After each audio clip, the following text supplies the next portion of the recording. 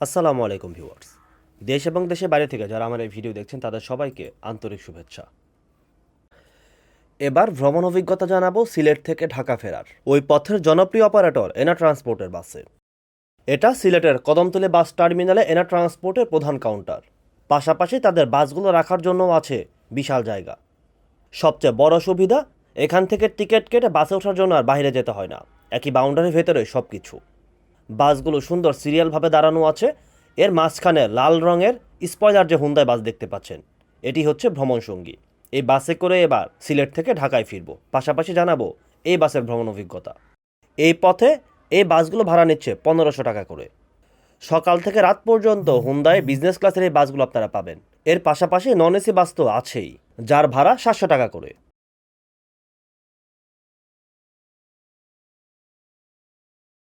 শুরুতে কাউন্টারটা একটু ঘুরিয়ে নিয়ে আসবো। এটা হচ্ছে সিলেটের প্রধান কাউন্টার। এই কাউন্টার বেশ বড়, একদম ঢুকতে আপনারা টিকিট কাটতে পারবেন। আর এর পাশে আছে বসার জায়গা। এসি যাত্রীদের জন্য আলাদা বসার জায়গা, নন এসির জন্য আলাদা বসার জায়গা। এই রুম শীতাতাপ নিয়ন্ত্রিত, অর্থাৎ পুরো রুমই এসি করা। এর পাশাপাশি এখানে আপনারা নামাজের ব্যবস্থা পাবেন। ওয়াশরুম ফ্যাসিলিটি তো আছেই, নারী এবং পুরুষ উভয়ের জন্যই আলাদা ওয়াশরুম ফ্যাসিলিটি। সিলেট থেকে ঢাকায় ফেরার জন্য 11:30টার বাসে টিকিট করা। নির্ধারিত সময়ে বাস কাউন্টারের সামনে দাঁড়ায় যাত্রী নেওয়ার জন্য। শুরুতেই আমি বাসের ইন্টেরিয়রটা আপনাদের এখন ঘুরিয়ে দেখাবো। খুবই সুন্দর ইন্টেরিয়র এবং খুবই ফ্রেশ ইন্টেরিয়র। পুরো বাসই পরিষ্কার পরিচ্ছন্ন। সার্ভিসের প্রতি এনার যে এখনও পর্যন্ত সুনাম, সেটি কিন্তু বাসের ইন্টেরিয়র দেখলে খুব ভালোভাবে বোঝা যায়। প্রতি সিটের উপর আপনারা কম্বল দেখতে পাচ্ছেন, যেগুলো গায়ে দিয়ে আপনারা ভ্রমণ করতে পারবেন। রাজনৈতিক চড়াই উতরাইয়ের মধ্যে এনার ট্রান্সপোর্ট এখনও চেষ্টা করে যাচ্ছে তাদের সার্ভিস ধরে রাখার জন্য, বাসগুলোর মান ঠিক রাখার জন্য। আর ঢাকা সিলেট রুটে লাক্সারিয়াস সেবার মধ্যে এনার আসলে কোনো তুলনা হয় না, যার কারণে এখনও পর্যন্ত যাত্রীদের পছন্দের শীর্ষে আছে এই কোম্পানিটি। এই হচ্ছে তাদের সিট, এখনও পর্যন্ত ফ্রেশ এবং সুন্দর। হুন্দার সবগুলো সিটই আসলে একই রকম, যার কারণে সিট নিয়ে নতুন করে বলার কিছু নেই। হুন্দাই নিয়ে যতগুলো রিভিউ আমার করা হয়েছে সবগুলোতে আসলে তাদের সিটের বর্ণনা করা হয়েছে, এবং এখন আসলে বাংলাদেশের মানুষ যারা আছে তারা এই সম্পর্কে অনেকটাই জানে। প্রতি সিটের সাথে আপনারা নেক পিলো পাচ্ছেন, যেখানে ঘাড় রাখতে পারবেন বেশ আরামদায়কভাবে। লেগ স্পেস যথেষ্ট পরিমাণে আছে, আর বেশ কমফোর্টেবল সিট। উপরে র্যাক্সিনের কাপড়, যদিও এই সিটগুলো শতভাগ কমফোর্টেবল আমি বলবো না অন্যান্য যেমন গ্রিন লাইন বা হানিফের ভলভোর সাথে তুলনা করলে, তারপরেও খুব একটা খারাপ নেই সিট। সিটের সামনে নেটের ব্যাগ দেখতে পাচ্ছেন, পাশাপাশি ফুটরেস্ট আছেই, যেখানে আপনারা খুব রিল্যাক্সে পা রাখতে পারবেন। আর উপরে এসির ভেন্ট আছে, যেগুলো আপনারা আপনাদের মতো করে অন অফ করে রাখতে পারবেন। এখানে সাউন্ড বক্স আছে, রিডিং লাইট আছে। বলা যায় যে একটা লাক্সারি সেগমেন্টের জন্য যে ফ্যাসিলিটিগুলো থাকা দরকার সবই এই বাসে পাবেন। পাশাপাশি সিসিটিভি ক্যামেরা দিয়ে কিন্তু এই বাস নিয়ন্ত্রণ করা হয় পুরোপুরি।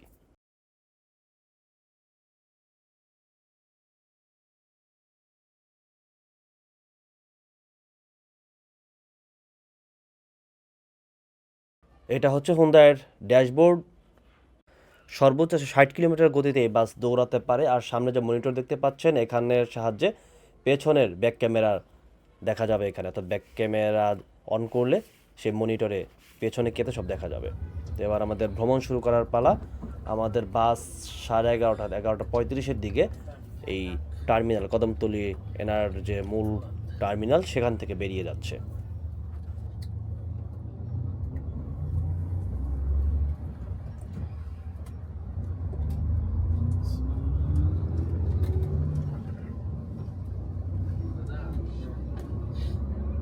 আপনি যাচ্ছেন মহাখালী পানির মতো ক্লিয়ার না বলে একটা পর্যন্ত পাচ্ছেন, সেটা নিয়ে নিলে মানে আমরা গাবতলী মহাখালী ঢুকলাম, মানে যদি ঢুকতে পারলে ঢুকলাম, না ঢুকতে পারলে চলে গেলাম। এটাই যাচ্ছে, ঠিক আছে। তাহলে আমি কারে বন্ধু দেবো এমন বাইরে না মস্ত হবে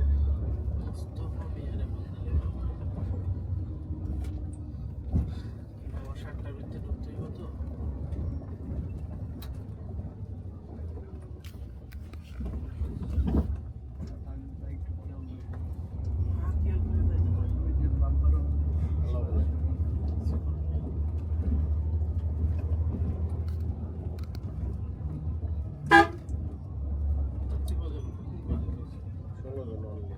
ঠিক আছে, কইছিলাম কম বিক্রি করতে গাড়িতে। না যাত্রী নেই, যাত্রী নাই তোমার কইছে। আমরা চলে আসলাম হুমায়ুন রশিদ চত্বরে। এখানে যাত্রী আছে, সামনে হানেফ দেখতে পাচ্ছেন, ইউনিক দেখতে পাচ্ছেন। নন এসিতে কিন্তু এই বাসগুলো খুব একটা খারাপ না। আর সেফটি লাক্সারি ভ্রমণের কথা চিন্তা করলে এনা হুন্দাই হচ্ছে এই সিলেট পথে বেস্ট। হুন্দাই বাংলাদেশের অনেক কোম্পানির কাছে আছে, কিন্তু এনার সবচেয়ে বড় বিশেষত্ব এই বাসগুলোকে এখনও পর্যন্ত তারা প্রপার যে মেনটেন সেটা করে যাচ্ছে। অর্থাৎ হুন্দাই অরিজিনাল যে পার্টস, বাংলাদেশে হুন্দাইয়ের অফিসিয়াল ডিলার এইচএনএস অটোমোবাইলস থেকে তারা এই গাড়িগুলো নিয়মিত কাজ করায়। বাইরে বা অন্য কোনো জায়গা থেকে তারা গাড়ির কাজ করে না, যার কারণে এখনও পর্যন্ত এই বাসের সাসপেনশন থেকে শুরু করে যাবতীয় যা কিছু আছে অন্যান্য বাসের তুলনায় এখনও পর্যন্ত ফ্রেশ। যদিও এই বাসগুলোর পরে অনেক কোম্পানি বাস এনেছে, কিন্তু যারা এই বাসে ভ্রমণ করেন তারাই আসলে বলেন যে এনার বাসগুলো এখনও পর্যন্ত ভালো আছে এবং স্মুথ, মনে হয় যে একদম নতুন বাসে ভ্রমণ করছি, এরকম একটা অবস্থা। মহাসড়কে এনারে পথ চলা দেখেও কিন্তু আপনারা তার কিছুটা আঁচ করতে পারবেন।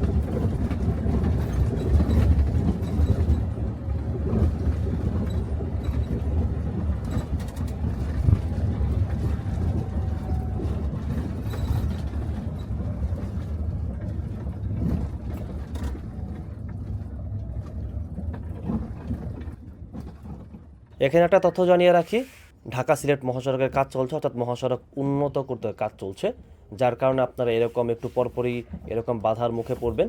পর্যাপ্ত হাতে সময় নিয়ে বাসে ওঠাই ভালো এই পথে যারা যাতায়াত করবেন। একটু পরপর জ্যাম আছে, বিশেষ করে ব্রাহ্মণবাড়িয়া অংশ, শায়েস্তাগঞ্জের এই অংশটুকুতে প্রচুর জ্যাম পড়ে, বিশেষ করে দিনের বেলা, রাতের বেলাও ভালো জ্যাম পড়ে, আমরাও জ্যাম পেয়েছি। আর যে রাস্তাটুকু এখনো পর্যন্ত আছে প্রচুর ভাঙাচোরা, যার কারণে গাড়ি ভালোভাবে টানতে পারে না। এরকম ধীরে সুস্থে এবং অনেকটা দেখে শুনে যতটা ভাঙাচোরা এড়িয়ে চালানো যায় চালকরা সেটাই চেষ্টা করেন এখানে।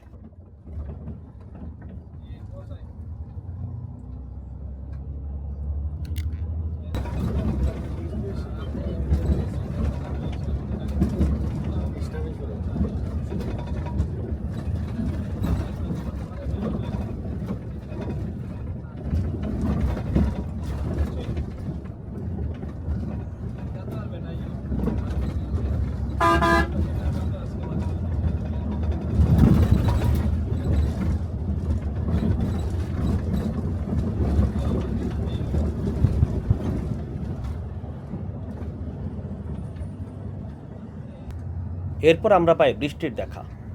এখন দেশের সব অঞ্চলের বৃষ্টি হচ্ছে, আর সিলেটের দিকে বৃষ্টির তুলনামূলক মনে হয় একটু বেশি হয়। এই বৃষ্টির মধ্যে এনা হুন্দায়ের যে পথে চলা সেটা আপনারা দেখতে পারেন।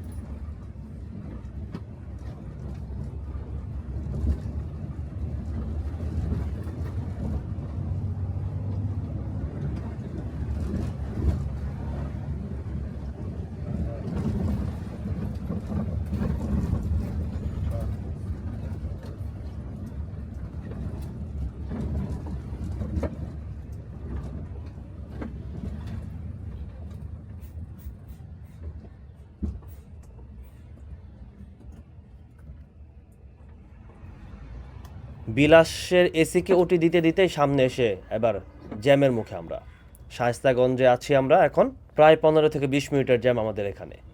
এই জ্যামেই বসে থাকতে হচ্ছে। আর এখন পর্যন্ত চালকের চালানো দেখলে একটা নির্দিষ্ট গতি ধরে তিনি গাড়ি চালাচ্ছে, যেটা আসলে খুবই ভালো। এবং এইভাবে যদি গাড়ি চালানো যায় সেক্ষেত্রে যাত্রীরা খুব একটা টের পান না। স্মুথলি গাড়িটা চলে এবং সুন্দরভাবে গাড়ি চলে, এবং একটা অ্যাকুরেট যে সময় সিলেট থেকে ঢাকা, এই সময়ের মধ্যে 6 থেকে 6.5 ঘন্টা এর মধ্যে কিন্তু চলে আসা যায়। কোনো কোনো চালক আছেন রাফ চালান, আবার হঠাৎ করে স্লো করে দেন, আবার টান দেন, এরকম এই চালকের মধ্যে বা এনার এই বাসের মধ্যে আমি এটা পাইনি। এই জ্যামের মূল কারণ হচ্ছে সামনে একটি ট্রাক এবং প্রাইভেট কারের অর্থাৎ প্রোবক্স গাড়ির সংঘর্ষ। এতে কিন্তু ট্রাকের পেছনের যে চাকা পুরোটাই খুলে গেছে। দেখতে পাচ্ছেন পাথর বোঝাই একটি ট্রাক সিলেট থেকে ঢাকার দিকে বা অন্য কোনো দিকে যাচ্ছিল সম্ভবত। এই কারণে আসলে এখানে এরকম জ্যাম। আল্লাহর রহমত যে বড় দুর্ঘটনা ঘটেনি, বা বড় দুর্ঘটনা থেকে বেঁচে গেছে সবাই এখানে। নাহলে যেভাবে চাকা খুলে গেছে তাতে ট্রাক উল্টে যেতে পারতো এবং হতাহতের ঘটনাও ঘটতে পারতো। রাস্তার দুপাশে কিন্তু এই কারণে দীর্ঘ জ্যামের সৃষ্টি হয়েছে।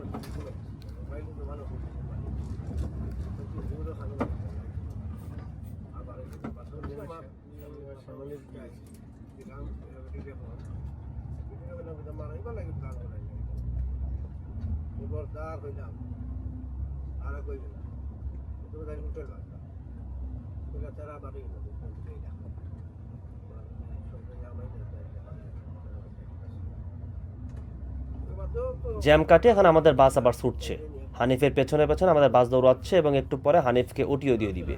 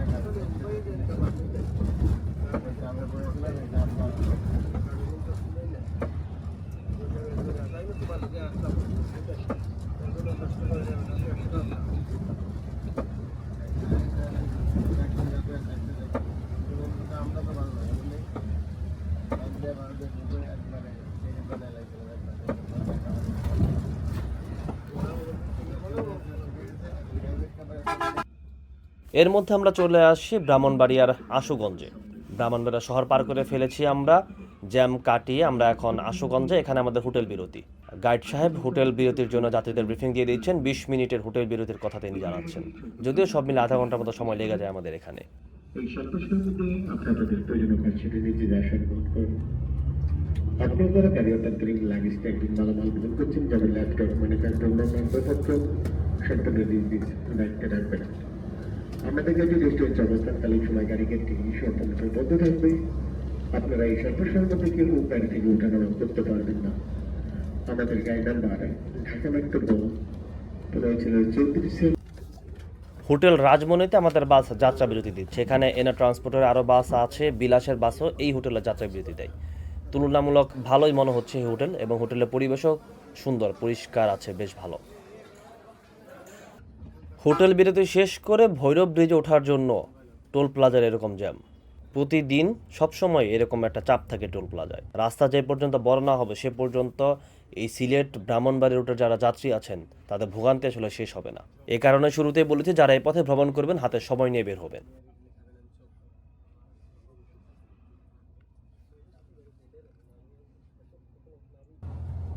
ভৈরব নরসিংদী পার করে আমরা এখন ছুটছি টঙ্গী রাস্তা দিয়ে। টঙ্গীর স্টেশন রোড হয়ে এয়ারপোর্ট, মহাখালী দিয়ে আমাদের বাস চলে যাবে ঢাকা।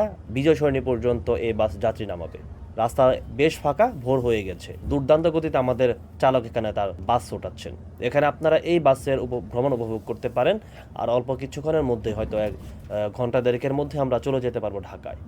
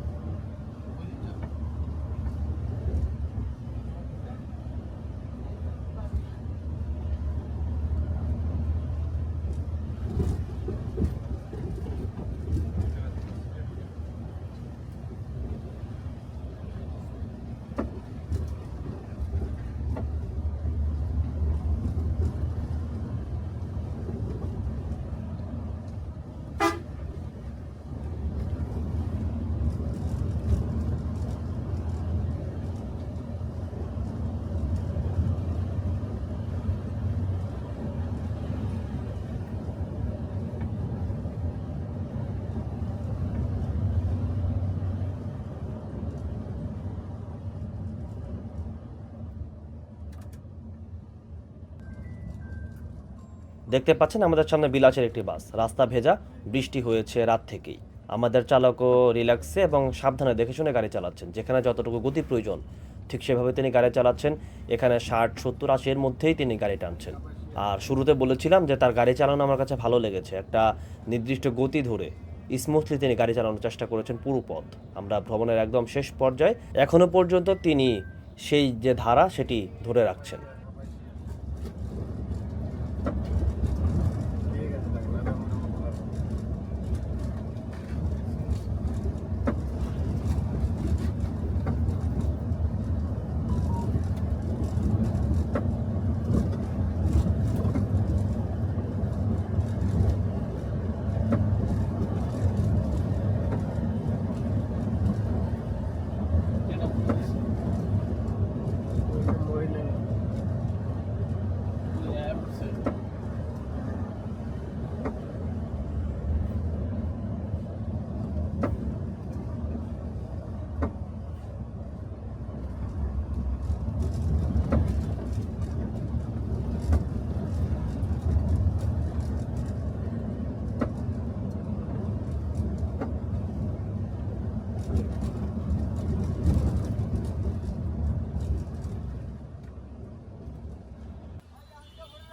ভোর 6টার আগে এই বাস এয়ারপোর্টে চলে আসে। এখানে যাত্রী নামাচ্ছে। এই বাস চলে যাবে বিজয় সরণি হয়ে, তারপর শ্যামলী দিয়ে এই বাস HNS-এ যাবে। গাড়ির সম্বন্ধে কিছু কাজ আছে, সে কাজ করাতে।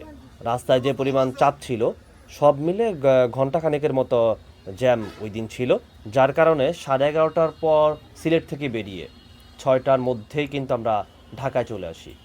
আমরা যখন এই যে বিজয় সরণি পার করে আমরা যখন শ্যামলীতে নামি, সেই শ্যামলীতে কিন্তু 6:15টার মধ্যে চলে আসি। সব মিলে আমাদের 6 ঘন্টা সময় লেগেছে, জ্যাম ট্যাম সব মিলে। ফলে বুঝতেই পারছেন যে ভালো একটা জার্নি আমি এনা ট্রান্সপোর্টের হুন্দাই বাসে এবার পেয়েছি।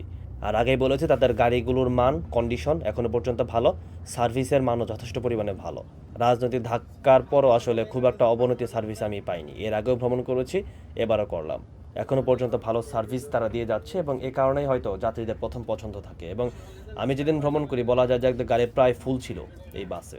শ্যামলীতে আসলে আমি যাত্রা শেষ করব। পাশাপাশি এনা ট্রান্সপোর্টের কাছে অনুরোধ থাকবে তাদের যে যাত্রী সেবা সেটি সামনে আর কীভাবে বাড়ানো যায়, ভালো করা যায়, সেই বিষয়টিতে তারা আর একটু নজর দেবে। আপনারা সবাই ভালো থাকবেন, সুস্থ থাকবেন। ধন্যবাদ সবাইকে।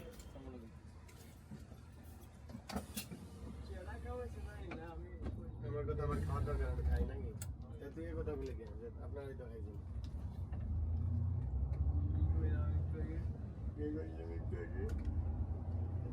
বাস কেউ নাই?